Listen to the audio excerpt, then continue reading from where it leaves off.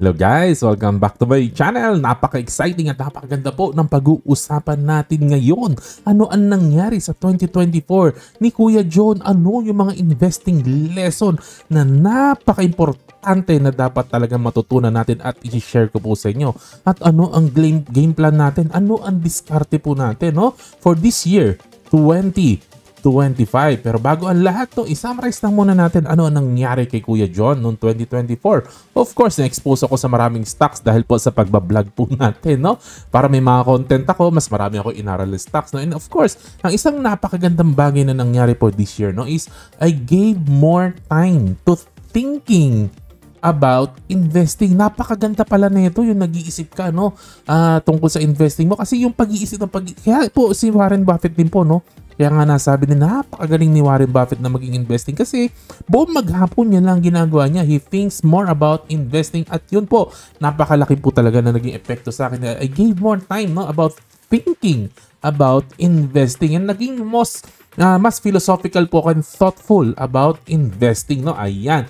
Ngayon, pasok na po tayo doon sa mistakes na sinasabi po natin. Mahirap po talaga maging investor, guys. Binibilin ko po sa inyong lahat.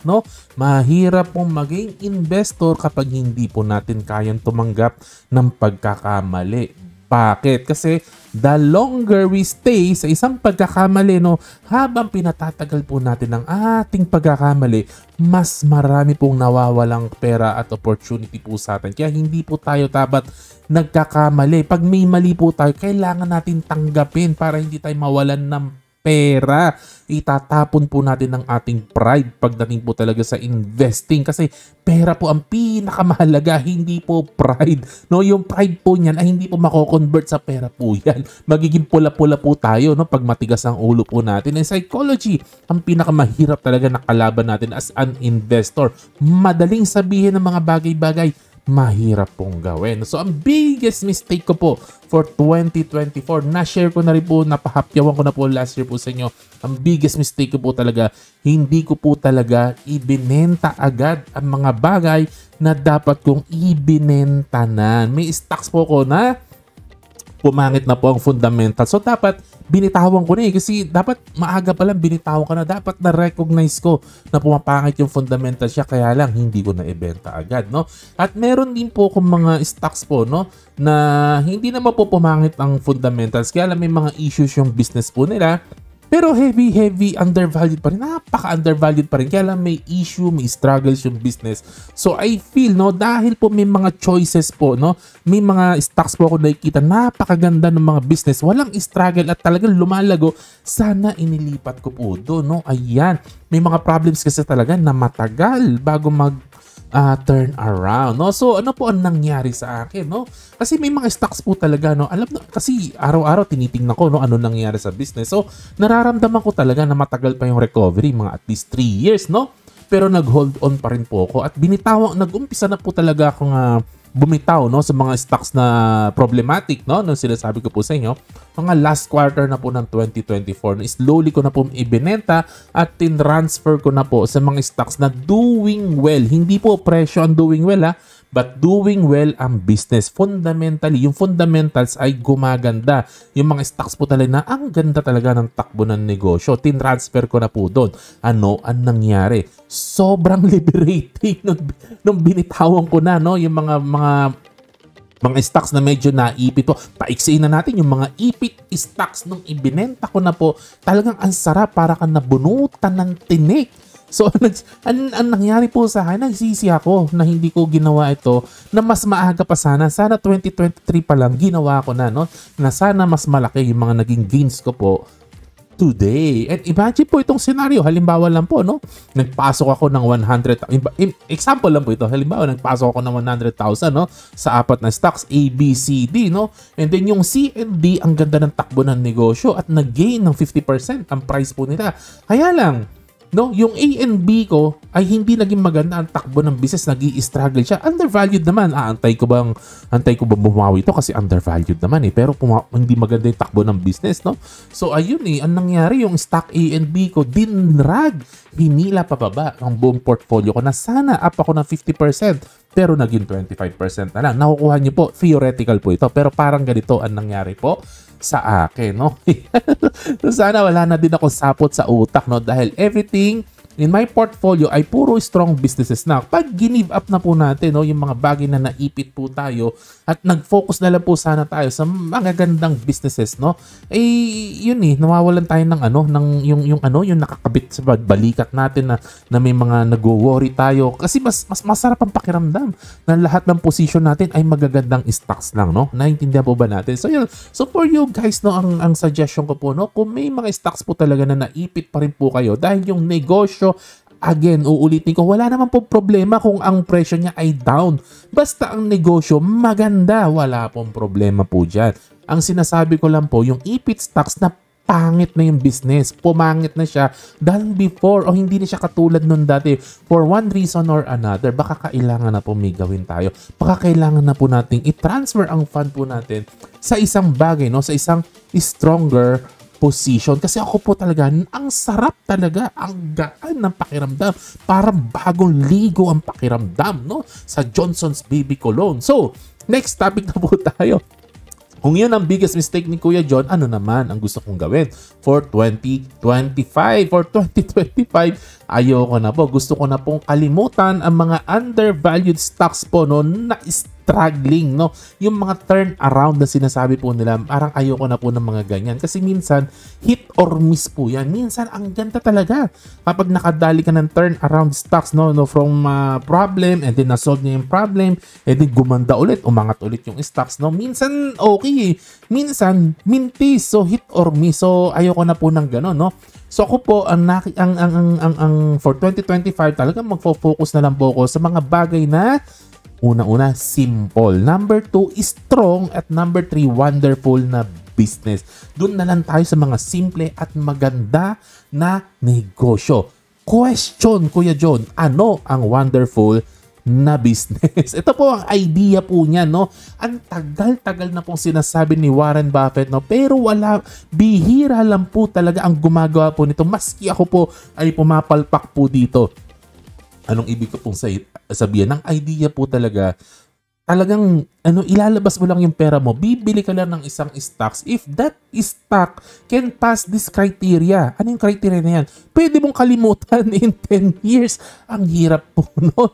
Kailangan napaka-thoughtful mo at talagang ang taas ng confidence mo sa stock na nabili mo na kaya mo siyang kalimutan for 10 years at you don't care if the market will close for the next 10 years kasi confident ka na good things will happen sa investment mo na yon in the years to come. Kasi marami po nagsasabi, long-term investor ako, naipit ka lang kaya ka naging long-term investor, no?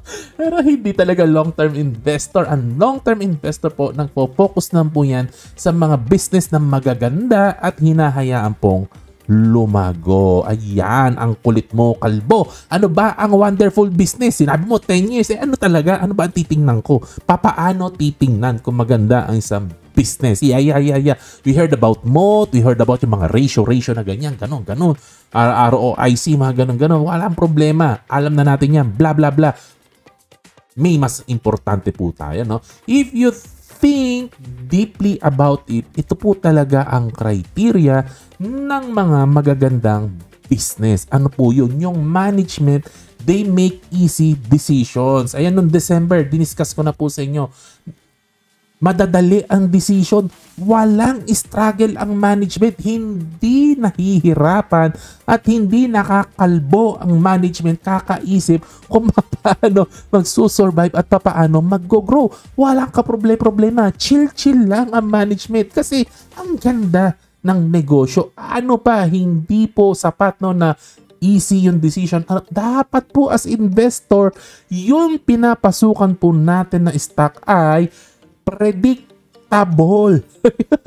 Ganon siya kasimple at ganon kadali yung business niya na kaya mo talagang i-predict ang yung mga succeeding years to come. Ayan. Doon po pumapasok talaga yung simple business po, no? Easy to understand kung bakit magiging maganda ang takbo ng business na yan for the next 10 years. At hindi pa rin po sapat ang dalawang criteria po na ito kasi kulang po ito. Ano po yung number 3 na criteria? Kailangan po maganda pa rin ang growth potential. Kasi aanuhin mo na madali nga yung negosyo, predictable nga yung negosyo, 1%, 1% lang gino-grow. Every year, wala pong mangyayari din sa investment po natin. Hindi rin po magiging maganda ang outcome ng ating investment. No? Kailangan po maganda pa rin ang growth potential ng company aside for being predictable and aside from being easy to manage. Ayan. Ano ba ibig sabihin ng easy decisions, Kuya John? Kasi baka nalilito ko ano ba yung easy decisions. Tingnan nyo na lang po, no? Magbibigay ako ng example na wala sa Pilipinas. Look at Apple, no? Halimbawa si Apple, yung nagbebenta ng iPhone. Alam nyo na po yan. Ang dali lang po ng decision sa management po yan eh. Minsan wala na po masyadong iniisip po yan, no? Totokahan lang nila yung engineer nila. Sabihin, next year gumawa ka ng bagong cellphone, ha? Ganun lang. Tapos itataas lang nila yung presyo nila next year. Ganun lang kadali kasi ganun pa rin kadami ang tao na bibili ng cellphone po nila. Wala pong masyadong decision making na nangyayari po. Gumawa ka ng cellphone ulit next year, mas maganda. Tapos uutusan mo yung finance, huy, itaas mo yung presyo next year. Ganun lang, pataas na yung revenue and income po nila. Ayun, napakadali. Napakadali. Walang struggle. Hindi katulad ng mga ibang brand ng cellphone na nagpapatayan po sila at hindi nila alam kung paano sila magsusurvive. Minsan, number 1 sila sa Android. The following year, number 10 na sila. Papalit-palit. Dati, Xiaomi, tapos Samsung. Tapos ngayon, hindi ko na alam kung sino ang leader. Palit-palit sila. Nagpapatayan sila doon sa Android. Ang Apple, easy-easy lang. Alright. Predictable business. Ibig mong sabihin, no? Predictable business. Madali pong i-predict kasi simple. Alam mo talaga kung anong medyo nararamdaman mo kung saan talaga patakbo ang negosyo po niyan. Ang problema lang po sa mga predictable business po, yung karamihan ng predictable business, no? Mababa ang growth rate. Low single digit. Katulad ng mga utilities. Katulad ng mga sikat na mga brands na alam na po natin, no? Minsan saturated na yung market nila at nahirap na po mag-grow. Kaya ngayon iba nagde-decline eh. No, yung mga paborito po nating kainin ng mga chichirya, minsan, 'di ba, nagkaroon sila ng problema lately kasi nga mahirap na rin po, no? Ayan. So ang key po talaga, no, ang pinaka-key po talaga, makakita po tayo ng predictable na business pero nakikita natin na kaya nitong mag-grow at least, no, malapit-lapit sa 10%. Kung kaya lumagpas ka ng konti sa 10%, yun ang maganda. Okay? Predictable na maganda pa ang growth potential. It's not an easy task. It's not an easy task. Pero pag nakakita tayo ng ganyan, no, nandiyan yung mga qualities na yan, bombahin mo na ng pera. Alright. No, so gawin po natin madali ang buhay po natin. Alam ko po kung yung kakapanood nyo po, no, sa iba't ibang channel, pati sa channel ko, marunong na po kayo ng mga fundamentals. Alam nyo na yung mga PE ratio, yung mga kung ano-anong current ratio para makita ninyo kung mura ba ang isang stocks, kung healthy ba ang isang stocks.